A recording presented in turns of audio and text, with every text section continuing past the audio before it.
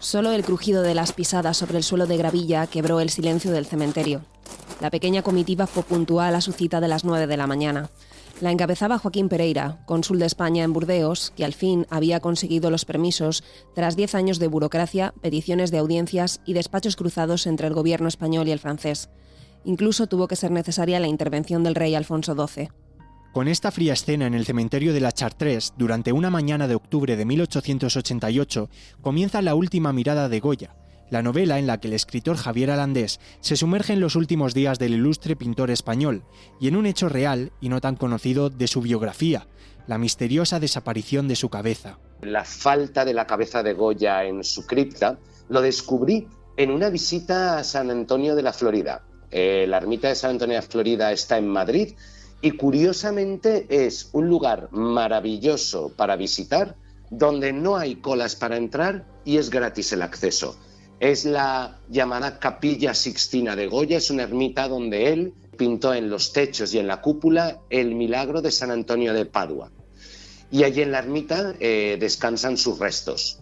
En una visita para contemplar las pinturas, para contemplar esos frescos, la propia guía de San Antonio de la Florida me explicó que efectivamente allí estaban los restos de Goya, pero que no estaba su cabeza, porque cuando se exhumaron sus huesos del cementerio de la Chartres en Burdeos, pues descubrieron que no estaba la cabeza. Ese fue el punto de partida.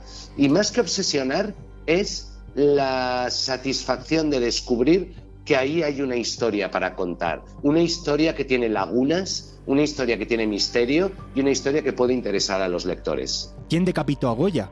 ¿Por qué nunca apareció su cabeza? ¿Quién querría hacerse con tan macabro recuerdo?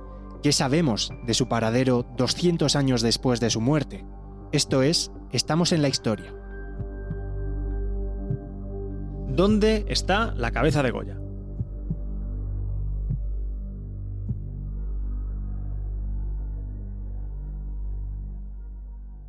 Francisco de Goya había fallecido en Burdeos en abril de 1828 y allí mismo fue enterrado, sin que desde España ni su familia ni el gobierno reclamaran jamás sus restos.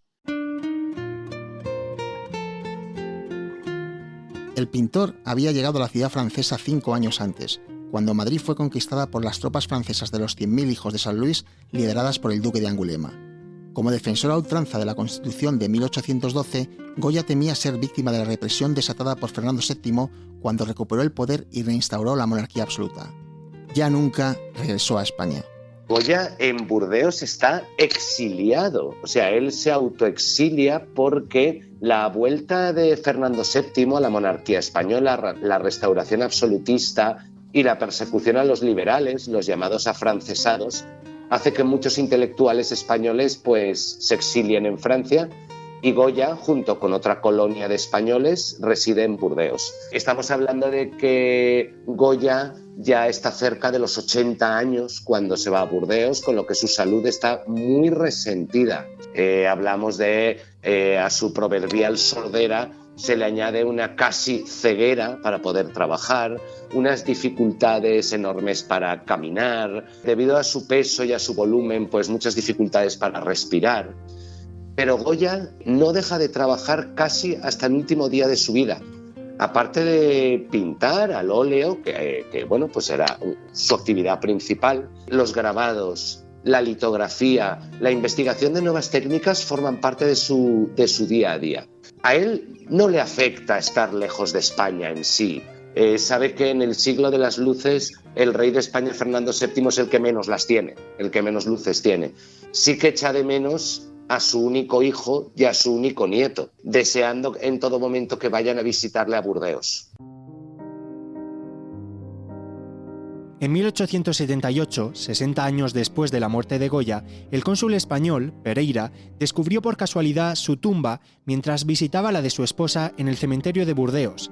Desde ese momento, convirtió la repatriación de los restos del pintor en su gran misión, su último gran servicio a España tras décadas de servicio. Goya tenía que descansar en España y la subida al trono de Alfonso XII y la Constitución de 1876 lograron que en España se respirara un ambiente liberal que hizo ver con buenos ojos la propuesta de Pereira.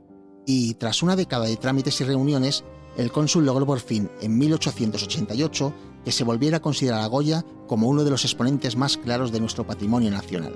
Aquí hay que hacer un ejercicio para saber por qué Goya cayó en el olvido durante 60 años. Casi un ejercicio de imaginación, ¿no? de deducción. Estamos hablando que Goya fallece en 1828, cuando Fernando VII todavía gobierna España, gobernará hasta 1833, que es cuando fallece. Son años además en los que se está germinando la primera guerra carlista. Fernando VII no tiene descendencia y cuando la tiene es femenina. Quien opta al trono es su hermanastro, su hermano, Carlos María Isidro. Por lo tanto, entre esa persecución liberal, esa germinación de las guerras carlistas, la pragmática sanción, hace que España no esté pendiente de sus hombres notables que fallecen en el exilio. Y eso pasa una factura de casi 60 años hasta que alguien, Joaquín Pereira, el que era cónsul español en Burdeos en 1880, descubre la tumba de Goya y se propone como un trabajo personal repatriar los restos del pintor a España.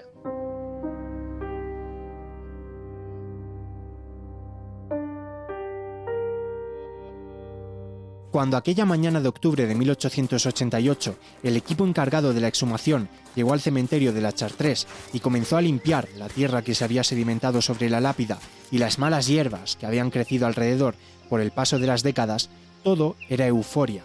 Por fin Goya iba a volver a casa.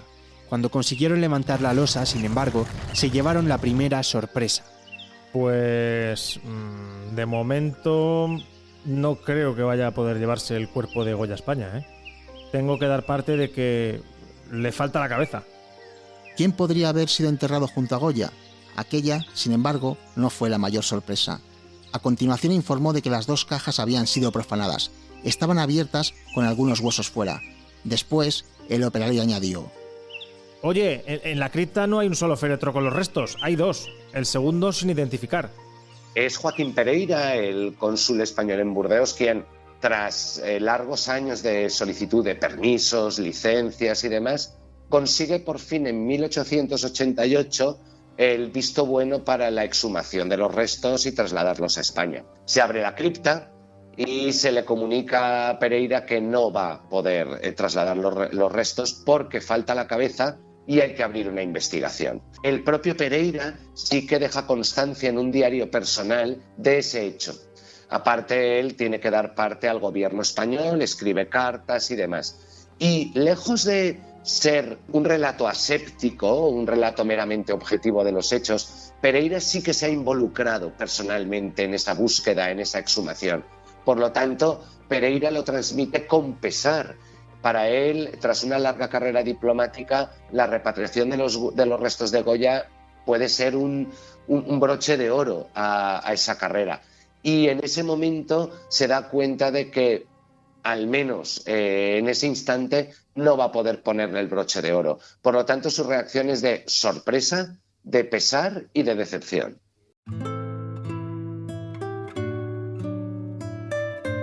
La desaparición del cráneo de Goya suscitó desde ese mismo instante y hasta el día de hoy una gran cantidad de teorías que no han dejado de alimentar la leyenda que rodea al autor de obras tan importantes como los fusilamientos del 3 de mayo y la maja desnuda. Algunas de estas teorías son más científicas, con sólidos argumentos, otras de índole artístico, menos demostrables, y algunas más absurdas, pero todas igual de sorprendentes.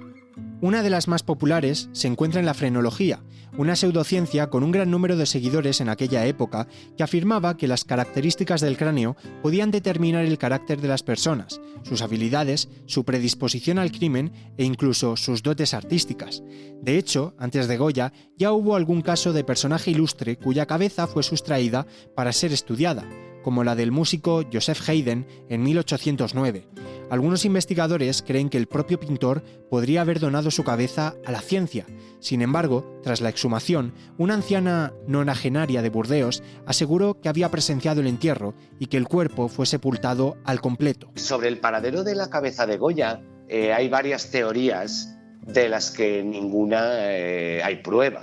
Estamos hablando que Goya en Francia es amigo de varios doctores, con lo que el propio Goya puede haber dado permiso para separar su cabeza del resto de su cuerpo para ser estudiada. Estamos hablando que Goya, que en vida fue millonario, Goya fue inmensamente acaudalado gracias a su trabajo, en vida también dona todos sus bienes a su único hijo, Javier, con lo que va a Burdeos únicamente con su pensión real, que es una pensión que no le permite pues llevar una vida acomodada, viven con lo justo. Por lo tanto, incluso la teoría de que fuera el propio Goya quien acordara la venta de su cráneo una vez muerto para recaudar algo de dinero. Hay un capítulo real y extremadamente misterioso, y es que a finales del siglo XIX aparece un cuadro fechado en 1849, pintado por Dionisio Fierros, que era un protegido del marqués de San Adrián, amigo de Goya, un cuadro fechado en 1849 que se llama Cráneo de Goya, pintado por Fierros, con lo que ese cuadro alimenta la teoría de que el cráneo de Goya viajara hasta Tudela, hasta el palacio del marqués de San Adrián. Son todo teorías de las que todavía no hay respuesta.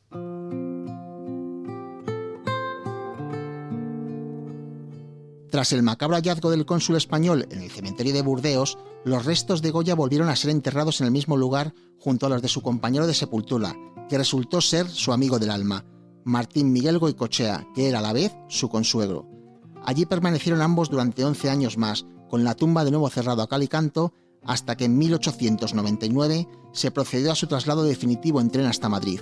Goya entró de nuevo en España, 3/4 de siglo después de exiliarse por la frontera de Irún.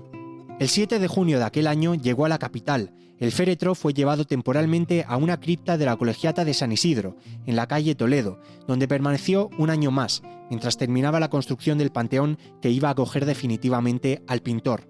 La nueva tumba se hallaba en la Sacramental de San Isidro, junto a la ermita y la pradera de San Isidro, que tampoco recorrió Goya cuando vivía en la Quinta del Sordo.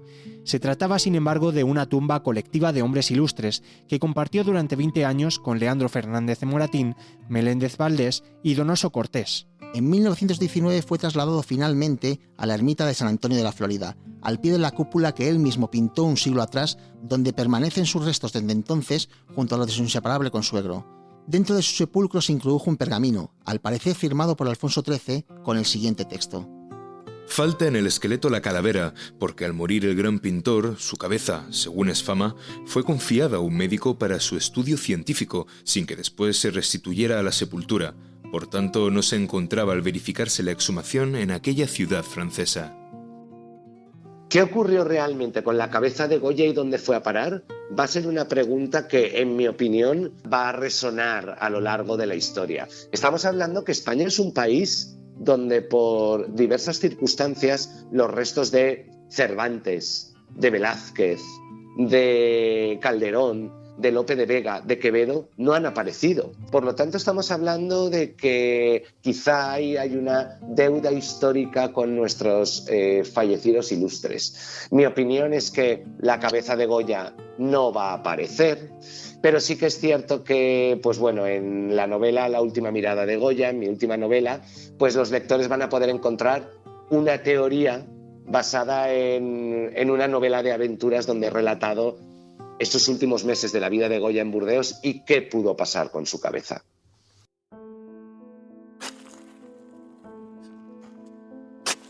El enigma de la cabeza de Goya se reabrió en 2019, cuando un equipo de arqueólogos halló por sorpresa en Burdeos una calavera junto a los posibles restos de otra célebre figura histórica, el humanista del siglo XVI Michel de Montaigne.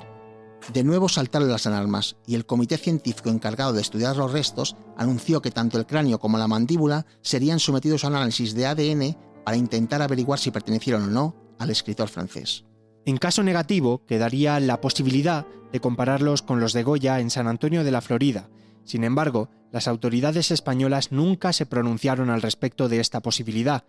Saber dónde se encuentra la cabeza de Goya, incluso si fue destruida, sigue siendo un misterio, y parece que lo seguirá siendo, un reto para quienes tienen la esperanza de hallarla.